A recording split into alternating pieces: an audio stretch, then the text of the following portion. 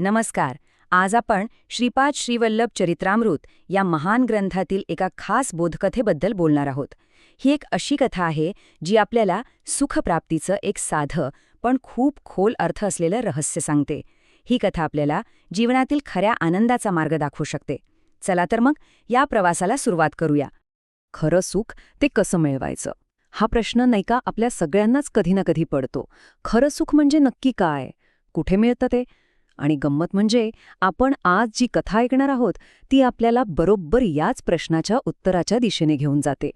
तर ही गोष्ट आहे एका मोठ्या विद्वान पंडिताची. म्हणजे ज्ञानाचा अक्षरशः अथांग सागर होता त्यांच्याकडे. पण इतकं सगळं असूनही त्यांच्या मनात एक प्रकारची बेचैनी होती, एक अशांती होती. या पंडितांचं नाव होतं सर्वेश्वर शास्त्री. अहो, ते काही साधेसुधे पंडित नव्हते. मंत्रशास्त्राचे प्रचंड मोठे जाणकार होते. त्यांच्या विद्वत्तेचा डंका सगळीकडे वाजत होता. ज्ञानाच्या बाबतीत त्यांची बरोबरी करणं जवळपास अशक्यच. पण बघा, गंमत अशी होती की एवढं ज्ञान असून सुद्धा सर्वेश्वर शास्त्री आतून खूप अस्वस्थ होते. एक असा प्रश्न होता जो त्यांना आतून पोखरत होता, सतत सतावत होता. त्यांच्या प्रचंड ज्ञानाच्या पलीकडे काहीतरी होतं जे त्यांना सापडतच नव्हतं, आणि त्यामुळेच त्यांना खरी मनशांती मिळत नव्हती. आणि मग एका रात्री असं काहीतरी घडलं ज्यामुळे त्यांच्या या उत्तराच्या शोधाला एक पूर्णपणे वेगळं, अनपेक्षित वळण मिळालं. ते निमित्त ठरलं एका गूढ स्वप्नाचं. त्यांना स्वप्नात काय दिसलं माहितीये? त्यांना दिसलं की त्यांचा मृत्यू झालाय आणि त्यांची पत्नी त्यांच्यासाठी खूप खूप रडतीये, विलाप करतीये. हे स्वप्न इतकं भयानक होतं ना की ते अक्षरशः हादरून गेले.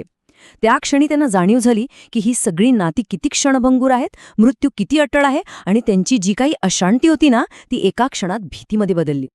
त्या स्वप्नामुळे ते इतके बेचैन झाले की उत्तराच्या शोधात ते थेट भगवान शंकराच्या आराधनेला बसले. आणि ही काही साधीसुधी आराधना नव्हती. तब्बल 3 दिवस त्यांनी अन्न पाण्याचा त्याग केला आणि एकाच ध्यासाने ते कठोर तपश्चर्या करत होते. आणि त्यांच्या या कठोर साधनेचं फळ त्यांना मिळालं. अखेरीस 4थ्या दिवशी भगवान शंकर त्यांच्या भक्तीवर प्रसन्न झाले आणि त्यांना ते उत्तर मिळालं ज्याच्या शोधात ते इतके व्याकुळ झाले होते. आणि त्यांना जो बोध मिळाला ना तो एकदम साधा आणि सरळ होता, फक्त 2 गोष्टींमध्ये. पहिली गोष्ट होती की हे बघ, या शरीरावर आणि ह्या तात्पुरत्या नात्यागोत्यांमध्ये गुंतून पडू नकोस, त्यात आसक्ती ठेवू नकोस. आणि दुसरी गोष्ट, त्याऐवजी नेहमी कायम श्रीपाद प्रभूंच्या नावाचं स्मरण करत राहा. म्हणजेच काय तर आसक्ती सोडा आणि स्मरण करा, हाच खरा मुक्तीचा मार्ग आहे. हा बोध मिळाल्यानंतर सर्वेश्वर शास्त्रींसमोर जणू सगळं काही स्वच्छ झालं. त्यांना 2 मार्गांमधला फरक अगदी स्पष्ट दिसू लागला. एक मार्ग होता तात्पुरत्या नात्यांचा, आसक्तीचा, आणि दुसरा होता शाश्वत स्मरणाचा. बघा, जे सांसारिक संबंध आहेत, जी आसक्ती आहे ती तात्पुरती आहे, मर्यादित आहे. ती आज आहे, उद्या नाही, आणि म्हणूनच ती शेवटी दुःखाचं कारण बनते. पण याच्या अगदी उलट ईश्वराचं स्मरण, श्रीपादांचं स्मरण हे शाश्वत आहे. ते आपल्याला बंधनातून मुक्त करतं.